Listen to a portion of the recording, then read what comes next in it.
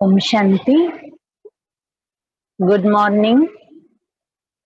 आपका प्रभु मिलन में स्वागत है।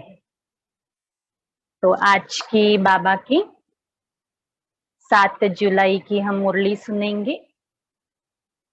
आज की मुरली में बाबा ने सार रूप में बताया, तुम यहाँ आए हो अपने सहित सारी दुनिया की काया कल्पतरु बनाने।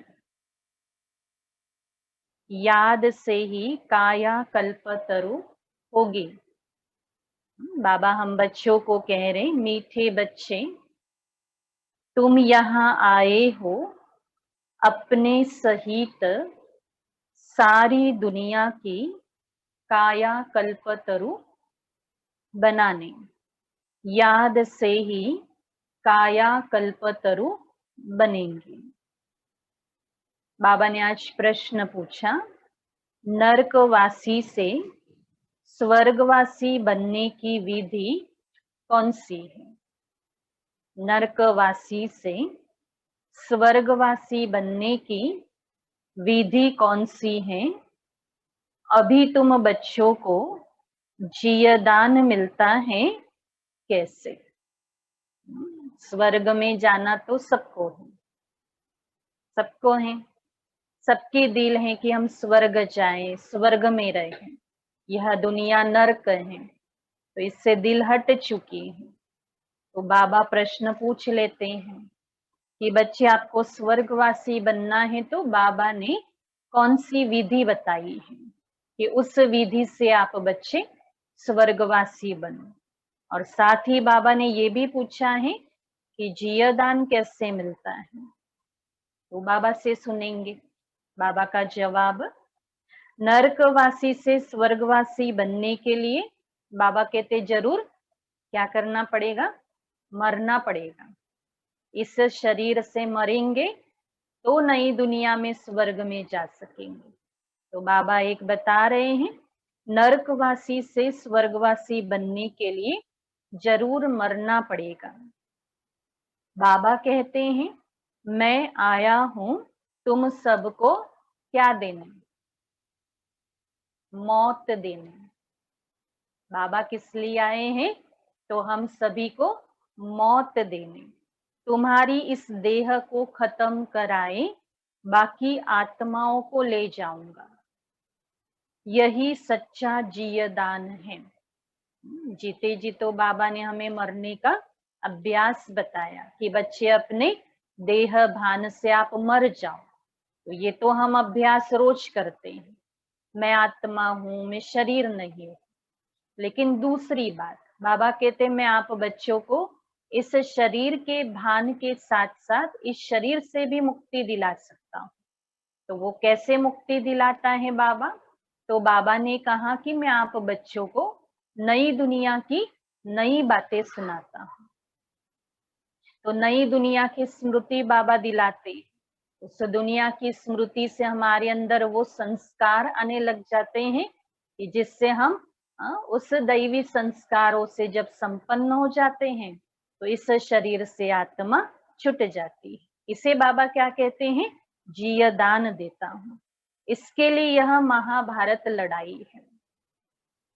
तो जिसमें सबका विनाश होगा, फिर आत्माएं पावन बन वापस घर जाएगी। तो एक महामंत्र जो बड़ी दीदी जी का भी यह मास चल रहा है, तो बड़ी दीदी जी का ये खास मंत्र रहा कि अब घर जाना है। तो हम भी इस पाठ को इस महीने में पक्का कर ले। कौन सी बात को? कि अब मुझे भी बाबा के साथ बाबा के जैसा बन करके अब घर जाना है, फिर स्वर्ग में आएंगे। तो बाबा ने आज मुरली में गीत सुनाया, विशेष माताओं को बाबा ने आज याद किया, गीत सुनाया। माता ओ माता तू है जग की भाग्य विधाता। ओम शांति। बाबा कहते, मीठे मीठे रूहानी बच्चों ने गीत की लाइन सुनी तो जगत अम्बा की महिमा सुनी। विशेष करके मम्मा जो सर्वप्रथम इस यज्ञ के अंदर निमित्त बनी, जिन्होंने अपना तन और मन स्वाहा किया। तो सबसे पहले मम्मा ही थी जिन्होंने यह सुंदर और श्रेष्ठ संकल्प लिया कि मुझे बाबा जैसा बनना है, तो मुझे बाबा के साथ रहना है। तो इसीलिए उनके जो संकल्प थे, उस संकल्प के आधार से उन्होंने जो तपस्या की, उस तपस्या के बल पर मम्मा यज्ञ माता बन गई। उम्र छोटी सी थी, लेकिन फिर भी मम्मा यज्ञ माता बन गई। तो यज्ञ माता मम्मा को कहा जाता है और जगत माता का गायन भी मम्मा को दिया जाता है। तो जगत अम्बा यहाँ भारत में ही गाई जाती है। जगत अम्बा है तो जगत पिता भी जरूर होगा। मम्मा तो निमित्त बन गई, जगत की माँ बन गई, तो साथ साथ बाबा ने ब्रह्मा बाबा के लिए भी कहा कि जगत पिता भी चाहिए, तो बाबा निमित्त बन गया। तो जगत अम्बा सरस्वती को कहते हैं। वास्तव में उनका नाम एक ही होना चाहिए। ये तो भगवान ने उनके श्रेष्ठ चरित्र को देख करके जगदम्बा सरस्वती टाइटल दिया, एक वरदान दिया। वास्तव में बाबा कहते नाम तो एक ही होना चाहिए। तुम्हारा भी नाम एक ही है ना, दो दिन तो नहीं है।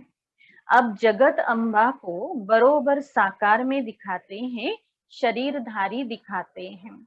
जगत पिता भी है, जिसको प्रजापिता भी कहा जाता है। तो बाबा कहते जैसे सारे जगत की अम्बा है, वैसे जगत का पिता है। तो जरूर दोनों ही यहाँ होंगे। दोनों का नाम भी सुनाया। दोनों हैं प्रजापिता और प्रजा माता। तो मम्मा और बाबा दोनों के लिए क्या कहते हैं? जगत माता है मम्मा, और बाबा क्या है? जगत पिता है। तो जरूर दोनों ही यहाँ होंगे। दोनों का नाम भी सुनाया। दोनों हैं प्रजापिता और प्रजा माता। अब दूसरा जगत पिता कहा जाता है निराकार शिव बाबा। शिव बाबा सर्व आत्माओं के पिता है, तो इसीलिए शिव बाबा को भी क्या कहा जाएगा? जगत पिता। तो जो कि सबके पिता हैं, उनका नाम ही है परम पिता परम आत्मा शिव। तो ये शिव बाबा का असली नाम बताते हैं। सिर्फ ईश्वर व परमात्मा नहीं कहना, भक्ति मार्ग का ये हमारा एक स्वभाव था कि हम भगवान को जहां भी मंदिरों में जाते थे तो ईश्वर, प्रभु, परमेश्वर, परमात्मा इस प्रकार से पुकारते थे। पर शिव बाबा क्या कह रहे? ऐसे नहीं बुलाना, क्योंकि अभी परिचय मिल गया ना, तो आप कैसे बुलाते हो? शिव बाबा, है ना, ये मीठा नाम है। तो उनका नाम रूप भी है ना, उनको गॉड फादर कहा जाता है। एक है आत्माओं का बाप और दूसरा है साकारी मनुष्य आत्माओं का बाप और मम्मा।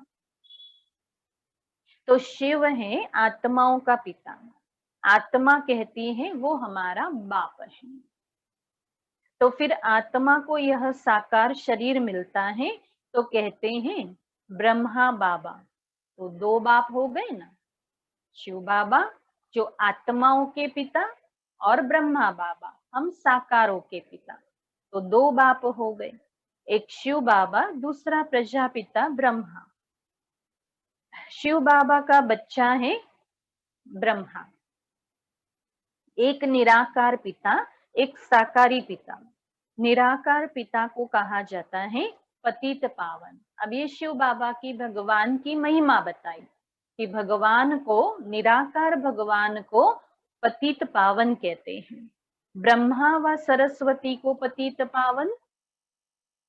पावन नहीं कह सकते हैं।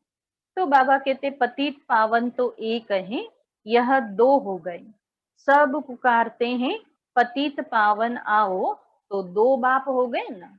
देखो गांधी बापू ने तो केवल गीत गाया, एक कविता बना दी, रघुपति राघव राजा राम। अब आगे ये शब्द उन्होंने बताए, उन्होंने राम के लिए कहा, लेकिन वास्तविकता क्या हो जाती है कि शिव बाबा हमारे लिए पतित पावन है। शिव बाबा हम मनुष्य आत्मा के अंदर के विषय विकारों को खत्म करते हैं। तो ये ताकत तो भगवान के अंदर ही हो सकती है, वो राजा रामचंद्र की नहीं जो त्रेता युग में थे। तो बाबा कहते शिव बाबा है रचयिता, नई दुनिया रचते हैं, तो पहले ब्रह्मा को जरूर रचा है। तो विष्णु और शंकर को कभी प्रजापिता नहीं कहते, ब्रह्मा को ही प्रजापिता कहते हैं। तो शिव बाबा प्रजापिता ब्रह्मा द्वारा एडॉप्ट करते हैं, कहते हैं हम शिव बाबा के बच्चे हैं। शिव बाबा ने इसमें प्रवेश कर एडॉप्ट किया है, वही आत्माओं को पावन बनाते हैं। आत्मा ही पतित बनी है, इस कारण शरीर भी पतित मिलता है। तो सोने में चांदी, तांबे, लोहे की खाद डालते हैं तो आत्मा में भी खाद पड़ती है। बाबा देखो गहनों का उदाहरण बताते हैं कि गहना जब सोने का होता है तो उसे प्योर सोना कहते हैं। जैसे 24 कैरेट का सोना जो प्योर कहलाता है, लेकिन धीरे धीरे बाबा कहते समय बीतते उसमें चांदी डाल देना, है ना, बाबा कहते तांबा डाल देना, पित्तल डाल देना, तो धीरे धीरे क्या हो गया, वो पूरा सोना नहीं कहलाता है, असली सोना नहीं कहलाता है। तो बाबा ऐसे उदाहरण दे करके आत्माओं को कह रहे हैं कि मनुष्य आत्मा जो सतयुग में है तो सर्वगुण संपन्न है, संपूर्ण सतो प्रधान आत्मा है। लेकिन वही आत्मा समय रहते रहते कलयुग अंत तक बिल्कुल तामसिक तमो प्रधान बन जाती है। तो जैसे क्या होता है, विकारों की खाद पड़ जाती है। असूल में आत्मा पवित्र मुक्ति धाम में रहने वाली है, जहाँ शिव बाबा भी रहते हैं। अब शिव बाबा प्रजापिता ब्रह्मा, एक को बाप तो एक को दादा कहते हैं। यह तो तुम जानते हो, सब मनुष्य मात्र शिव की संतान है। शिव वंशी फिर है ब्रह्मा कुमार कुमारियां। शिव बाबा और दादा इकट्ठे हैं।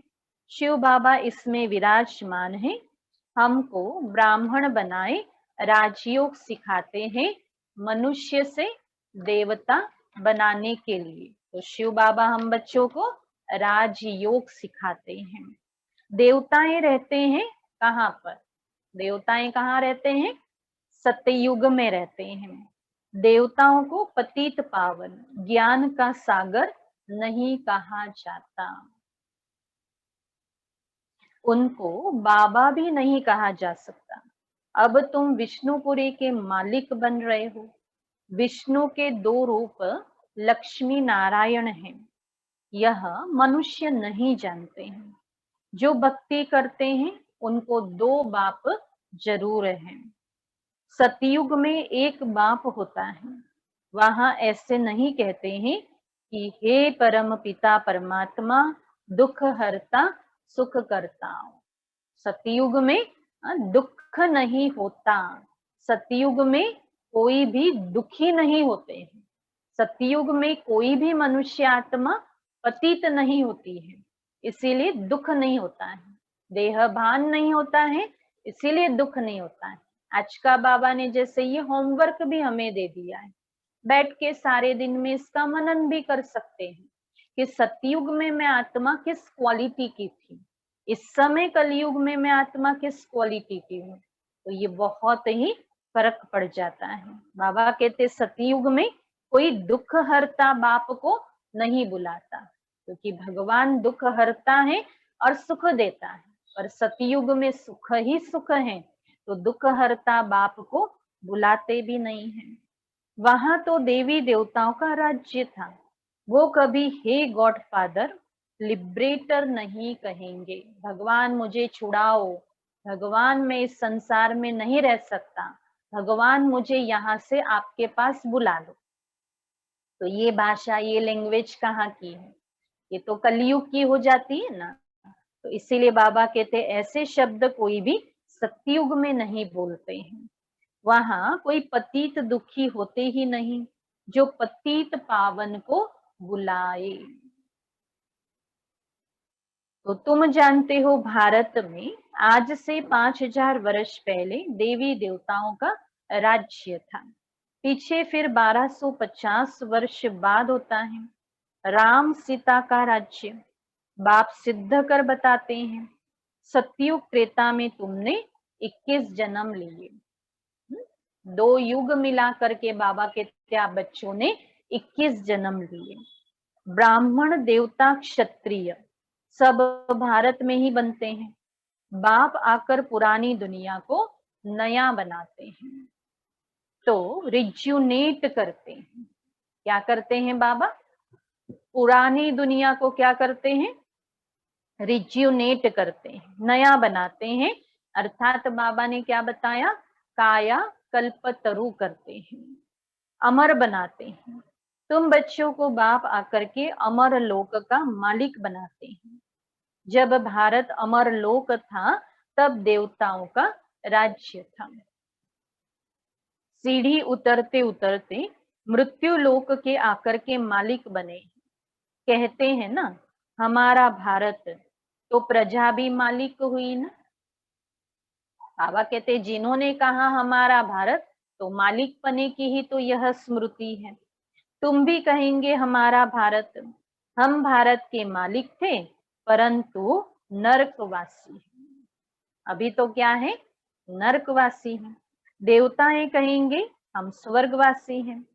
तुम भी सूर्यवंशी थे, फिर 84 जन्म भोग नरकवासी बने हो। यहाँ भारत में ही शिव बाबा जन्म लेते हैं। शिवरात्रि और शिव जयंती गाई जाती है। कृष्ण जयंती भी मनाते हैं। उनकी तो वेला भी बताते हैं। फलाने समय माता के गर्भ से जन्म हुआ, तो सतयुग में जन्म तो जरूर माता के गर्भ से लिया होगा। कृष्ण जयंती होती है। सतयुग नई दुनिया में फिर पुनर्जन्म में आने लगा। बाबा सिर्फ एक की बात नहीं करते हैं। कृष्णपुरी सो, कृष्णपुरी सो क्या कहेंगे? आगे क्या कहेंगे? विष्णुपुरी कहेंगे, क्योंकि श्री कृष्ण ही क्या बनता है बड़ा होने के बाद? विष्णु यानी नारायण बनता है। राजाएं उतरते हैं तो सारी डिनाइस्टी उतरती है, उसमें राजा रानी प्रजा सब आ जाते हैं। तो बाबा कहते जब चंद्रवंशी का राज्य होता है तो सूर्यवंशी का राज्य पास्ट हो गया, ट्रांसफर होकर चंद्रवंशियों को मिलता है, फिर वैश्य वंशियों को मिलता है। तो बाबा ये स्पष्टीकरण दे रहे बच्चों को कि सतयुग के जो सूर्यवंशी राजाएं होंगे, वो जब चंद्रवंशी राजाएं आने वाले होंगे, अर्थात चंद्रवंशी युग आएगा, त्रेता युग आएगा, तब उनको अपना राज्य ट्रांसफर करेंगे। अर्थात ये सब ऑटोमेटिकली होता जाएगा। अब तुम समझते हो हम ब्राह्मण कुल के हैं, चोटी हैं। ब्राह्मणों की निशानी क्या बताते हैं? चोटी बताते हैं। तो चोटी के ऊपर है बाप, सुना? ब्राह्मणों की निशानी बाबा क्या बताते हैं? चोटी है। और चोटी के ऊपर यानी कि श्रेष्ठ, ब्राह्मणों से श्रेष्ठ कौन है? शिव बाबा है, बाप है। तो हम पहले ब्राह्मण थे, फिर शूद्र अथवा पैर बने। पैर से एकदम चोटी बनते हैं। पहले शिव बाबा, फिर है चोटी। बाबा ने तुमको ब्राह्मण बनाया है, अब तुम शिव बाबा को बाबा बाबा कहते हो। इस हिसाब से पोत्रे पोत्रियां हो गए ना।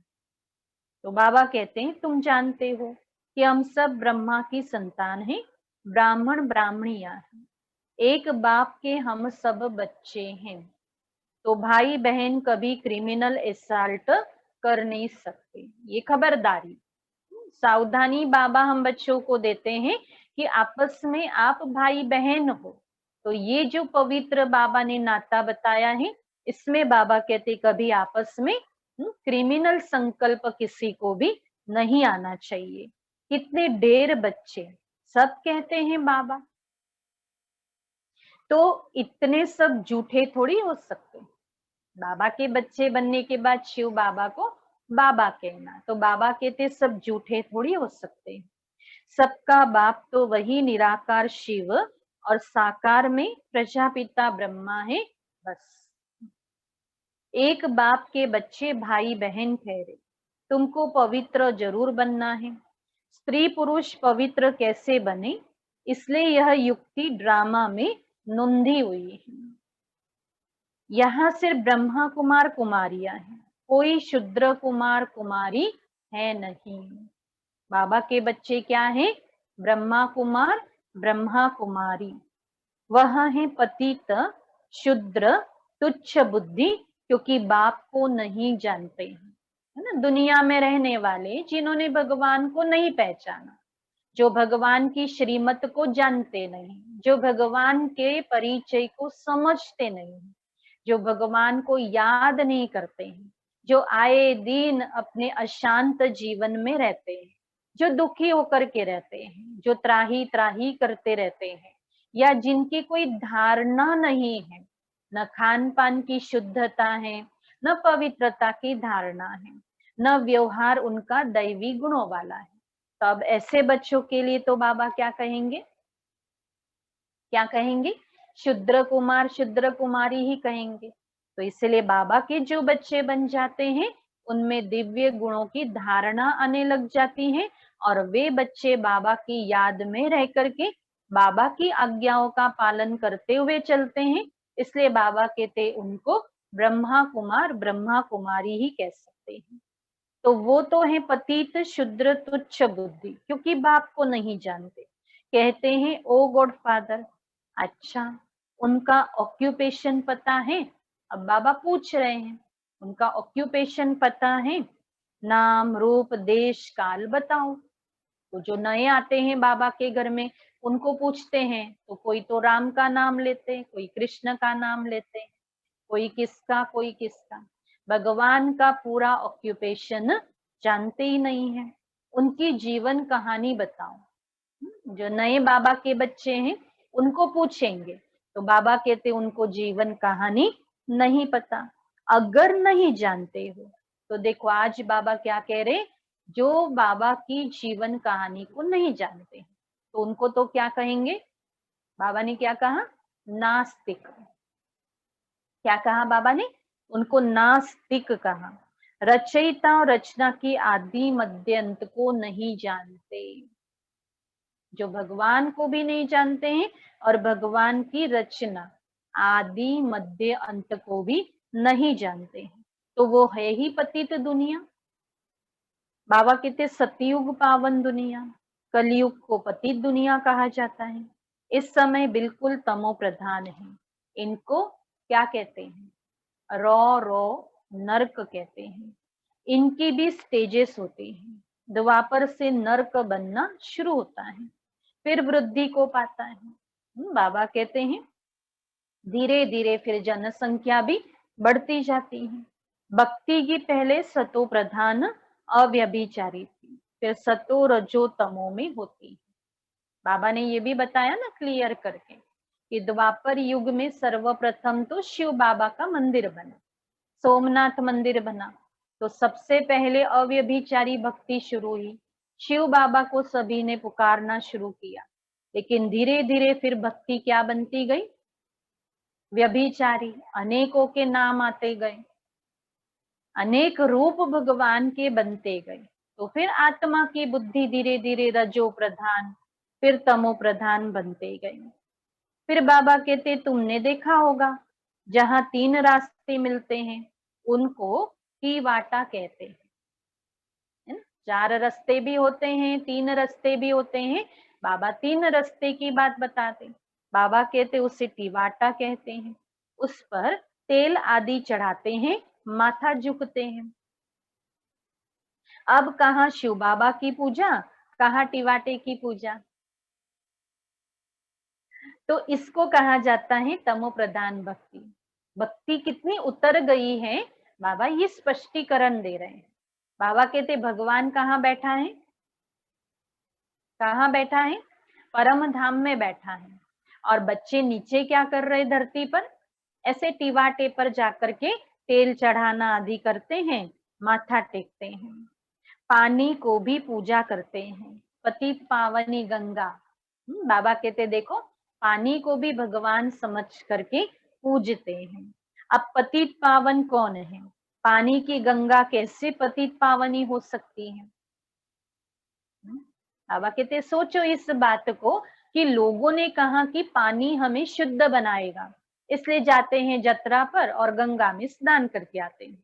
लेकिन बाबा कहते गंगा में स्नान करने के बाद फिर आप अपने घर आने के बाद झूठ बोलते हो, ठगी करते हो, झगड़ा करते हो, तो सब में हाँ कहते हैं या ना कहते हैं, हाँ कहते हैं। तो फिर सोचो कि आपने गंगा में जाकर के गंगा के पानी को पतित पावनी कहा और आप शुद्धिकरण करके आए, फिर घर आने के बाद तो आपका मन शांत हो जाना चाहिए, आपका सबके प्रति आदर और सत्कार बढ़ना चाहिए।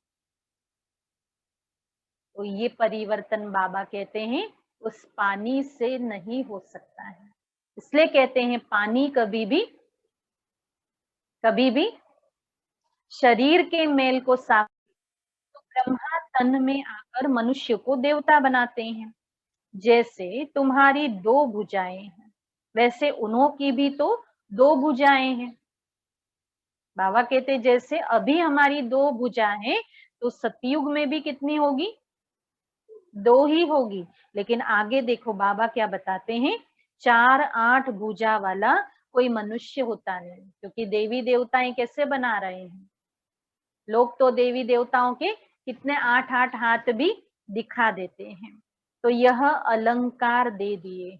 बाबा कहते वो 8 भुजा नहीं है, परंतु 8 अलंकार बताए हैं। चतुर्भुज दिखाया है तो प्रवृत्ति दिखाने के लिए, है ना। 2 भुजा श्री लक्ष्मी की और 2 भुजा श्री नारायण की। तो बाबा कहते इसी को क्या कहते हैं? चतुर्भुज कहते हैं। तो विष्णुपुरी लक्ष्मी नारायण की पुरी को कहा जाता है। वैष्णव अक्षर भी विष्णु से निकला। बाबा कहते हैं वैष्णव अक्षर विष्णु से निकला हुआ है। जो विष्णु को मानने वाले होंगे ना, वो अपने आप को क्या कहते हैं? हम वैष्णव पंथी हैं। तो देवताएं वैष्णव थे, वल्लभाचारी वैष्णव होते हैं, वेजिटेरियन, वह कोई निर्विकारी नहीं होते, शुद्ध सात्विक भोजन खाने वाले, भोग भी शुद्ध शाकाहारी भोग ही धरते हैं। तो बाबा इसलिए कहते देखो कि वो निर्विकारी परंतु नहीं होते, भले वेजिटेरियन होते हैं परंतु निर्विकारी। उन्हों की बड़ी हवेलियां होती हैं। वैष्णव का अर्थ ही नहीं समझते। विष्णुपुरी में रहने वालों को वैष्णव कहा जाता है। वो ऐसे नहीं कहेंगे हम मंदिर जा रहे हैं, लेकिन वो क्या कहते हैं? हम हवेली जा रहे हैं। तो किसकी हवेली जा रहे हैं? हम लाला की हवेली, यानी कि कृष्ण की हवेली में, हम विष्णु जी की हवेली में जा रहे हैं, ऐसे वो बताते हैं। तो वैष्णव पवित्र को कहा जाता है। राधे कृष्ण का अलग मंदिर। बाबा कहते हैं लक्ष्मी नारायण का अलग मंदिर बना दिया। भारतवासी जानते ही नहीं कि उन्हों में क्या फर्क है, श्री राधा और श्री कृष्ण में या श्री लक्ष्मी श्री नारायण में क्या फर्क है। बाबा कहते वो दुनिया वाले नहीं जानते, जबकि बाबा ने हमें क्या बताया? दोनों भी एक ही। तो वो है बचपन का रूप। राधा कृष्ण क्या है? बचपन का रूप है। फिर बाबा कहते वो है बड़ेपन का रूप। लक्ष्मी नारायण के छोटेपन के चित्र कोई है ही नहीं। लक्ष्मी नारायण को सतयुग में, राधे कृष्ण को द्वापर युग में ले गए हैं। अभी तुम रचयिता बाप और रचना की आदि मध्य अंत को जान गए हो। बाबा जाड़ का भी राज समझाते हैं, ड्रामा का भी राज समझाते हैं। जाड़ को देखने से समझेंगे कि शंकराचार्य तो कलयुग में आते हैं। सन्यासियों की डिनाइस्टी सतयुग में तो हो नहीं सकती है। सब भगवान के बच्चे हैं तो स्वर्गवासी होने चाहिए, परंतु स्वर्गवासी तो सब होते नहीं हैं, सिर्फ देवता ही होते हैं। अभी तुम ब्राह्मण वंशी बने हो, फिर देवता बनेंगे। पवित्र जरूर बनना है। बाबा की मुख्य बात, मुख्य धारणा कौन सी है? बाबा कहते पवित्र जरूर बनना है। फिर बाबा कहते तुम जानते हो छोटे बड़े सब ब्रह्मा कुमार कुमारियां है ना। बाबा के घर में देखो छोटे बच्चे भी आते हैं, तो उनका भी टाइटल क्या हो जाता है? ब्रह्मा कुमार ब्रह्मा कुमारी। तो दोनों कहते हैं बाबा हम आपके बच्चे हैं, ब्राह्मण हैं। छोटे छोटे बच्चे भी बाबा को क्या कहते हैं? बाबा हम आपके बच्चे ब्राह्मण हैं। तो ये हैं बाप दादा, आदि देव ब्रह्मा और शिव बाबा। तुम जानते हो हम ब्रह्मा बाबा और शिव बाबा के सामने बैठे हैं। तो अभी सभा में हम किसके सामने बैठे हैं? शिव बाबा के सामने। मुरली हम शिव बाबा की सुन रहे हैं। बाप कहते मुझे याद करो तो पतित से पावन बन जाएंगे। हम वर्षा शिव बाबा से लेते हैं। शिव बाबा हमारा बाप भी हैं, पतित पावन भी हैं, गुरु भी हैं। शिव बाबा क्या है? बाप भी हैं, टीचर भी हैं, सदगुरु भी। तो बाबा से ये विशेष हमारे 3 संबंध हैं। अब यह है संगम युग, पतित से पावन बनने का मेला। पतित पावन द्वारा ही पावन बनते हैं। संगम पर नदियों और सागर का मेला है। नदियों का मेला तो होता नहीं, अब ज्ञान सागर और तुम आत्माओं बच्चों का मेला लगता है। तुम आए हो ज्ञान सागर के पास, ज्ञान गंगाएं तुम ज्ञान सागर से निकली हुई हो। तुम ज्ञान स्नान कराए पावन बनाते हो, योग सिखाते हो। सागर का परिचय दे तुम यहाँ ले आए हो मेले पर। तो शिव बाबा ज्ञान सागर हैं और हम ज्ञान सागर का परिचय ज्ञान नदियां दे रहे हैं कि देखो कैसे हम भी शिव बाबा के बच्चे बन गए, तो आप भी बन जाओ। इस समय तुम जब ब्राह्मण बनते हो तो तुमको 3 बाप हैं, लौकिक पिता भी हैं और प्रजापिता भी हैं, तो फिर शिव बाबा भी हैं। भक्ति मार्ग में 2 पिता होते हैं। सतयुग में एक पिता होता है, भक्ति मार्ग में 2 पिता होते हैं। लेकिन बाबा कहते सतयुग में एक पिता होते हैं और संगम युग में कितने? 3 पिता हो जाते हैं ना। तो लौकिक तो है ही है, पारलौकिक भी है, लेकिन तीसरा हमें पारलौकिक से मिलाने वाला प्रजापिता ब्रह्मा बाबा है। तो अभी तुम्हारी आत्मा कहती है मेरा तो एक शिव बाबा, दूसरा ना कोई। ये भी महामंत्र है, ये भी हमें सारा दिन मन में इसको चिंतन करना है कि मेरा तो एक कौन है? शिव बाबा है। देखो जिनके घर में बहुत लोगों की मौत हो रही है, कोई 1 आध 2 ही बचते हैं, आज वो भी बेचारे ये कहना शुरू कर दें कि सही है, एक शिव बाबा ही हमारा है, कोई हमारा अंत तक साथ नहीं दे पाता है। चाहते हुए भी कोई हमारे साथ नहीं रह पाता है, या हम किसी के साथ भी अंत तक नहीं रह सकते हैं, क्योंकि कब किसका बुलावा आ जाए ये तो समय वही चल रहा है। इसलिए ये पक्का कर लेना चाहिए कि मेरा तो एक शिव बाबा, दूसरा कोई नहीं है मेरा। तो अभी तुम्हारी आत्मा कहती मेरा तो एक शिव बाबा, दूसरा ना कोई। इससे क्या होगा? मोह की रग जो किसी में रगी हुई होगी वो भी क्या हो जाएगी? धीरे धीरे निकलती जाएगी। ठीक है, हमारा अटैचमेंट होता है, हम कितना भी शिव बाबा को कहते हैं ना, नहीं नहीं नहीं शिव बाबा हमें सिर्फ आपसे प्यार है, लेकिन थोड़ा तो कहीं ना कहीं हमारा अटैचमेंट होता है। अब वो भी अटैचमेंट धीरे धीरे क्या हो जाएगा? क्या हो जाएगा? इस महामंत्र से वो भी निकल जाएगा। कल की मुरली सुनी थी ना सभी ने, मोह की रग टूटनी चाहिए। मित्र संबंधी आदि होते हुए भी कहते हैं मेरा तो एक शिव बाबा, दूसरा कोई भी नहीं। तो फिर बाबा आगे कहते हैं उनकी याद से ही पतित से पावन बनना, क्योंकि शिव बाबा की याद से ही हम आत्मा पावन बन सकती है। आत्मा जानती है वो हमारा बाप भी है, टीचर भी है, तो सतगुरु भी है। हमारी आत्मा को बाप लेने के लिए आए हैं। ब्रह्मा तन में प्रवेश कर पावन बनाते हैं।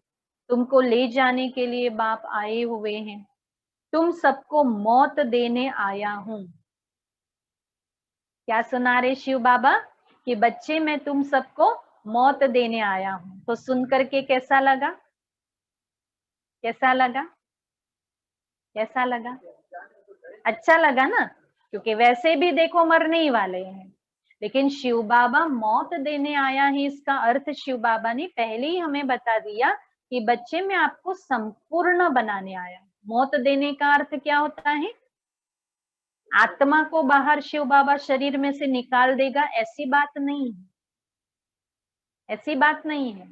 लेकिन बाबा हमें वो तरीका बताते हैं कि कैसे बिल्कुल इजीली आत्मा शरीर से, जैसे मक्खन से बाल निकले वैसे शरीर से आत्मा निकल जाए, वो तरीका यानी कि वो ज्ञान, वो समझ बाबा हमको देने के लिए आए हैं। तो नरकवासी से स्वर्गवासी बनने के लिए जरूर मरना तो पड़ेगा। मुझे स्वर्ग में जाना है तो बाबा कहते मरना पड़ेगा तो स्वर्ग में जा सकेंगे। तो फिर बाबा कहते तुम सबको मौत देने आया हूं, तुम्हारी इस देह को खत्म कराए, बाकी आत्माओं को ले जाऊंगा। शरीर तो यहीं ही पड़ा रहेगा, लेकिन आत्मा परमात्मा के साथ परम धाम में चली जाएगी। तो बाप कहते हैं तुमको जीवदान देता हूं। यह महाभारत लड़ाई है ना, सबका विनाश होगा, नहीं तो कैसे ले जाऊंगा। आत्माओं को पवित्र बनाए घर ले जाता हूँ, तो वो तो शांति धाम है।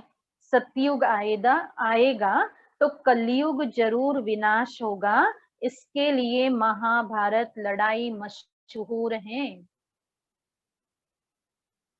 बाबा कहते तो लगती भी यह संगम युग पर है, जबकि तुम मनुष्य से देवता बनते हो। तो तैयार हो जाओ किसके लिए, बाबा के साथ घर जाने के लिए।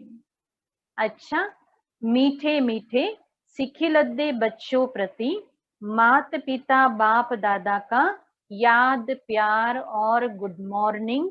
रूहानी बाप की रूहानी बच्चों को नमस्ते। हम रूहानी बच्चों की रूहानी माता पिता बाप दादा को याद प्यार गुड मॉर्निंग नमस्ते। शुक्रिया बाबा, शुक्रिया। तो धारणा के लिए मुख्य सार बाबा बता रहे हैं, जो हमें सारे दिन भर के लिए बाबा ये रोज का अभ्यास देते हैं। पहली बात है, ज्ञान सागर में ज्ञान स्नान कर स्वयं को पावन बनाना है। ज्ञान सागर में ज्ञान स्नान कर स्वयं को पावन बनाना है। मित्र संबंधियों के साथ रहते बुद्धि में रहे, मेरा तो एक शिव बाबा, दूसरा न कोई। इसलिए कहते हैं ना, सवेरे सवेरे सबसे पहले आप उठो, आंख खोलो तो आपको कौन दिखाई देना चाहिए, शिव बाबा।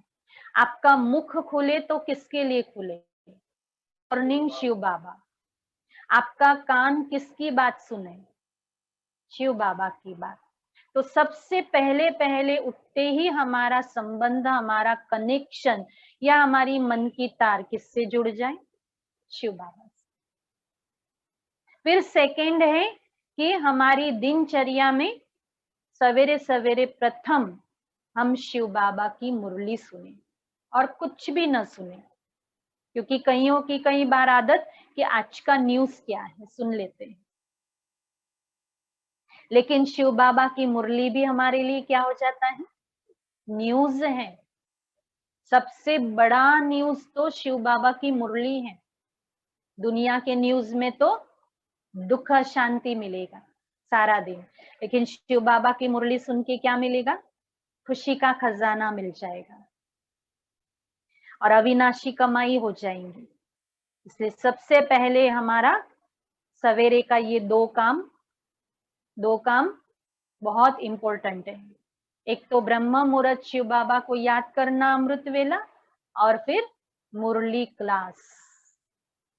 उसके बाद बाकी सारा समय शिव बाबा ने कहा आप अपना कारोबार करो। बाकी मित्र संबंधियों के साथ रहते बुद्धि में रहे, मेरा तो एक शिव बाबा, दूसरा न कोई। फिर दूसरा है विष्णुपुरी में चलने के लिए पक्का वैष्णव अर्थात पवित्र बनना है। तो सारे दिन में आज चेक कर लो, ये भी बात होमवर्क है कि अभी भी मैं पवित्र बनने के लिए कहाँ तक प्रयत्न कर रहा हूं या कर रही हूँ, अभी भी मेरे में कौन सी कमी है। नरक से जीते जी मरकर बुद्धि योग स्वर्ग में लगाना। कई लोग कहते ना दीदियां आप जाओ स्वर्ग में, हम आपके साथ साथ आपके पीछे पीछे आने ही वाले हैं। बस आप हमारे लिए योग लगाओ। कहीं यहाँ तक कहते हैं कि दीदियां आप हो ना, आप बहनें हो ना, आप योग करते हो ना, आप शिव बाबा को याद करते समय हमारा भी बता दो तो हम भी आएंगे। हंसी मजाक करते हैं, लेकिन बाबा तो ये हंसी मजाक को भी क्या कहते हैं, बच्चे सीरियस लो, ऐसे किसी को पकड़ करके आप स्वर्ग में आओ, ऐसा तो बाबा कभी होने नहीं देंगे। भक्ति में भी होने नहीं दिया। भक्ति में कौन सी बात है इस पर? पुष्पक विमान। कौन पुष्पक विमान में बैठा? कौन बैठा? कौन बैठा? जी हाँ, तो उसकी पत्नी बैठी। वो क्या बोल रही थी, आप बैठो, मैं आपका हाथ पकड़ लूंगी, मैं भी बैठ जाऊंगी। लेकिन नहीं हुआ ऐसा। इसलिए बाबा कहते आपको खुद को ही पुरुषार्थ यानी कि मेहनत करनी पड़ेगी। तो विष्णुपुरी में चलने के लिए पक्का वैष्णव अर्थात पवित्र बनना है। नरक से जीते जी मरकर बुद्धि योग स्वर्ग में लगाना है। फिर वरदान है मुरली में, धर्म और कर्म। धर्म यानी धारणा, और हमारे सारे दिन के कर्म, दोनों का ठीक बैलेंस रखने वाले दिव्य व श्रेष्ठ बुद्धिवान भव। धर्म और कर्म दोनों का ठीक बैलेंस रखने वाले दिव्य व श्रेष्ठ बुद्धिवान भव। तो बाबा विस्तार बता रहे वरदान का। कर्म करते समय धर्म अर्थात धारणा भी संपूर्ण हो। तो धर्म और कर्म दोनों का बैलेंस ठीक होने से प्रभाव बढ़ेगा। ऐसे नहीं जब कर्म समाप्त हो तब धारणा स्मृति में आ जाए। बुद्धि में दोनों बातों का बैलेंस ठीक हो तब कहेंगे श्रेष्ठ व दिव्य बुद्धिवान। नहीं तो साधारण बुद्धि, कर्म भी साधारण, धारणाएं भी साधारण होती हैं। तो साधारणता में समानता नहीं लानी है, लेकिन श्रेष्ठता में समानता हो। जैसे कर्म श्रेष्ठ वैसे धारणा भी श्रेष्ठ। इसलिए कहते सोचते रहोगे तो सोचते ही रह जाओगे, लेकिन करना शुरू कर दोगे तो आगे निकल जाओगे, आगे निकल जाओगे। इसलिए सोचने में अभी भी दिन नहीं बिताओ। क्या मैं ये करूं, क्या मैं वो करूं? घर परिवार वाले तो नहीं मानते, न माने, न माने, छोड़ दो उनको। वो नहीं मानते तो नहीं मानने दो, लेकिन बाबा कहते आप तो बाबा की बात मानो, आप तो उसमें पक्के हो जाओ। आपके परिवर्तन को देख करके एक दिन उनको भी तो बाबा ने कहा ना, कहाँ आना पड़ेगा, कहाँ आना पड़ेगा, बाबा के पास ही आना पड़ेगा। तो कहते ना डर गया तो मर गया। इसलिए धर्म और कर्म का क्या करेंगे सारा दिन? बैलेंस। स्लोगन है अपने मन बुद्धि को अनुभव की सीट पर सेट कर दो। अपने मन बुद्धि को अनुभव की सीट पर सेट कर दो तो कभी अपसेट नहीं होंगे। बार बार हमारा माइंड डिस्टर्ब होना, इसका कारण क्या है? इसका कारण क्या है?